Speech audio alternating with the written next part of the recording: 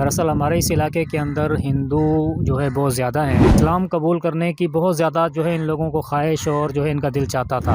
یہ بچہ، اس کا پہلے نام مکیش تھا اور ابھی اس کا نام عبدالصمد ہے۔ یہ علی محمد ہے، اس کا پہلے نام وکرم تھا۔ اچھا بتائیے نا، یہ آیت الکرسی سنائے گا آپ کو جی۔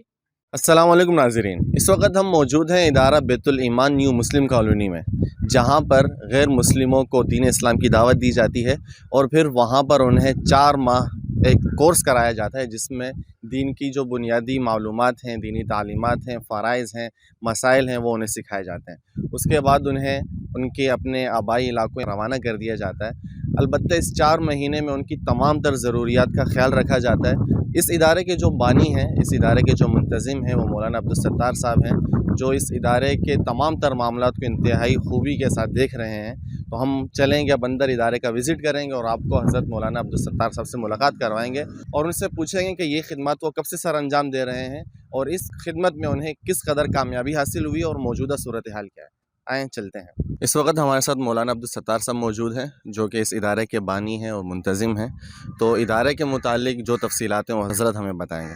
السلام علیکم۔ وعلیکم السلام ورحمۃ اللہ وبرکاتہ۔ سب سے پہلے تو ہم آپ سے یہ پوچھنا چاہیں گے کہ آپ جو اتنا ماشاءاللہ بہتر ادارہ چلا رہے ہیں، دین کی ایک بہت بڑی خدمت کر رہے ہیں، تو اس خدمت کا آغاز آپ نے کب سے کیا اور ابتدا میں آپ کے کیا وسائل تھے اور ابھی آپ کی کیا صورتحال ہے؟ جی حضرت، اس میں 21 اپریل 2018 کو اس جگہ جو ہے ہم نے یہ اس کا سنگ بنیاد رکھا تھا اور یہ نو مسلموں کے لیے خالصتاً یہ ادارہ قائم کیا گیا ہے۔ اس کا نام ہے بیت الایمان نیو مسلم کالونی، نو کوٹ، تھرپارکر۔ دراصل ہمارے اس علاقے کے اندر ہندو جو ہے بہت زیادہ ہیں، جس میں بڑے جو لوگ ہیں جیسے مالی اور بڑیے وغیرہ، یہ تو پیسے والے ہیں، لیکن اکثریت جو ہے وہ بالکل غریب اور مسکین قسم کے لوگ ہوتے ہیں، جوہری طبقہ ہے۔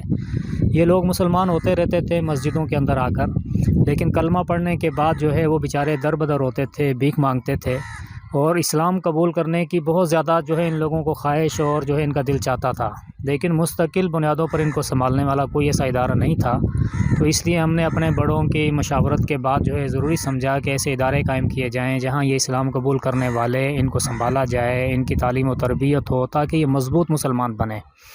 الحمدللہ ہمارے جیسے جیسے جو ہے اس کام کا آگے بڑھ رہا ہے تو فیملیاں بھی بڑھ رہی ہیں۔ شروع کے اندر ہم نے جو ہے 3 فیملیاں اٹھائی، پھر 5 فیملیاں اٹھائی، پھر جو ہے گزشتہ مہینے تک ہمارے پاس 7 فیملیوں کے جو ہے ترتیب تھی۔ اب الحمدللہ ہمارے پاس 10 مکان جو پہلے کے بنے ہوئے ہیں، 10 ابھی جو ہے زیر تعمیر ہیں، جن کی بنیادیں بر دی گئی ہیں، اور اس جو ہے اسی مہینے کی بلکہ 10 تاریخ کو انشاءاللہ 10 فیملیاں آئیں گی۔ تو ان کو ہم پہلے سروے کرتے ہیں، ہمیں معلوم ہوتا ہے کہ فلاں فلاں فیملیاں مختلف علاقوں کے اندر، اضلاع کے اندر جو اسلام قبول کرنے کے لیے تیار ہیں۔ ہم جا کر ان کو ملتے ہیں، ان کے ذمہ داروں سے ملتے ہیں، ان کے قرضوں کی ادائیگی، ان کو پھر وہاں سے گاڑی کر جو ہے یہاں لے کر آنا، پھر یہاں آ کر ان کو کلمہ پڑھایا جاتا ہے، ان کو ضروری بنیادی چیزیں، برتن وغیرہ ساری چیزیں لے کر دی جاتی ہیں، کپڑے، ان کا خورد و نوش، راشن، جیب خرچی، ان کے ختنے کر دیے جاتے ہیں، پھر ان کو گھر دے دیا جاتا ہے ہر فیملی کو۔ پھر خواتین کے لیے مدرسۃ البنات ہے، جہاں عالمہ آتی ہیں شہر سے، وہ ان خواتین نو مسلموں کو پڑھاتی ہیں۔ بالغان کے لیے کلاسیں ہیں، اسی طریقے سے بچوں کے لیے علیحدہ کلاسیں ہیں۔ اس طرح الحمدللہ 4 مہینے یہاں رکھ کر ان کی تعلیم و تربیت کی جاتی ہے۔ اس کا بہت بڑا فائدہ جو ہے وہ نظر آیا ہے جب سے یہ ادارے قائم ہوئے ہیں۔ الحمدللہ جو جا بجا مسجدوں کے اندر جو اسلام قبول کرنے والے بھیک مانگتے نظر آتے تھے، اب وہ بالکل نہیں آتے۔ پہلے وہ صرف کلمہ پڑھ کر مسلمان ہوتے تھے، آگے ان کو غسل کے فرض کا بھی پتہ نہیں ہوتا تھا۔ الحمدللہ ان سے آپ نماز جنازہ سنیں، دعائے قنوت سنیں، نماز کے فرائض سن لیں، اور اسی طریقے سے غسل کا مکمل طریقہ، وضو کا مکمل طریقہ اتنا الحمدللہ یہ سیکھ کر جاتے ہیں جتنا ایک ہمارا عام مسلمان جو ہے شاید وہ بھی اتنا نہ جانتا ہو۔ اچھا، ماشاءاللہ آپ نے بتایا، بہت بڑی خدمت ہے یہ۔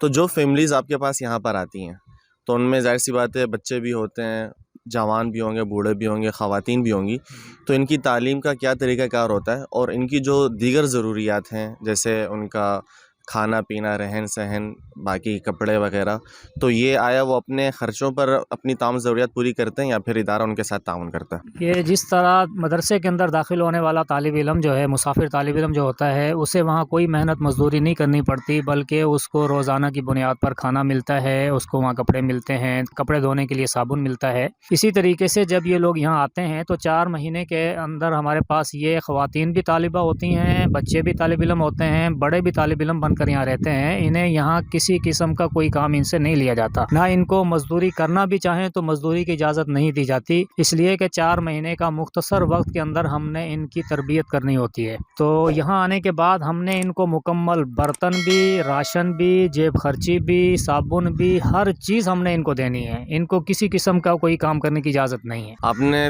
جیب خرچی کا بتایا، تو جیب خرچی متعین کی ہوئی ہے بچوں کے لیے، بڑوں کے لیے، اس کا کیا طریقہ کار ہے؟ اس میں یہ ہے کہ جتنی فیملیاں ہوتی ہیں ان میں جتنے بھی بڑے حضرات ہیں بالغ، ان کو 10 دن کا راشن دیا جاتا ہے، فی آدمی 200 روپے خرچی دی جاتی ہے، اور بچے جتنے پڑھنے والے ہوتے ہیں ان سب کو 10 روپے روزانہ خرچی دی جاتی ہے، کھانا پینا باقی ضروریات علیحدہ ہیں۔ ماشاء اللہ۔ اور 4 مہینے کا یہ کورس مکمل کرنے کے بعد جو فیملیز ہوتی ہیں یہ واپس اپنے اپنے گھروں کو چلی جاتی ہیں، لیکن گھروں کو جانے کے بعد ادارہ ان کے اوپر کوئی نگرانی رکھتا ہے اور ان کی دیگر جو وہاں وہ کس طرح کی زندگی گزار رہے ہیں اس کی خبر ادارے کو ہوتی ہے یا نہیں؟ دراصل مسئلہ یہ ہے کہ ہم تو یہ چاہتے ہیں کہ ان کو ہم اپنے پاس ہی روک لیں 4 مہینے کے بعد بھی، لیکن چونکہ یہ جو اب آپ گھر دیکھ رہے ہیں یہ ہر گھر جو ہے یہ ایک فیملی کے لیے 4 مہینے کا مدرسہ ہے۔ یہ 4 مہینے یہاں رہتے ہیں، گھر سارے بھر جاتے ہیں، اور 4 مہینے کے بعد ان کو روانہ کرنا اور نئی فیملیوں کو لانا ضروری ہے۔ اگر انہی کو یہ گھر دے دیے جائیں تو آگے نظام ہمارا نہیں چلتا۔ تو اس میں یہ ہے کہ پھر یہ لوگ یہاں سے 4 مہینے کے بعد چلے جاتے ہیں، اور جانے کے بعد ہماری کوشش تو یہ ہے کہ ان کو ہم روزگار، کوئی کیبن، کوئی جو ہے ٹھیلا وغیرہ لگا کر دیں، لیکن وسائل کی کمی کی وجہ سے وہ تو نہیں کر پاتے، لیکن اتنا ضرور ہے کہ ان کی خبر گیری، بقرہ عید پہ ان کو گوشت پہنچانا، چھوٹی عید کے اوپر ان کو عید پہ کی کپڑے، راشن وغیرہ دینا، کبھی ضرورت پڑے ان کو سب کو اکٹھا کر کے یا ان کی دعوت کر دینا، ہماری پوری مکمل نگرانی کے اندر ہے جہاں پر بھی ہیں الحمدللہ۔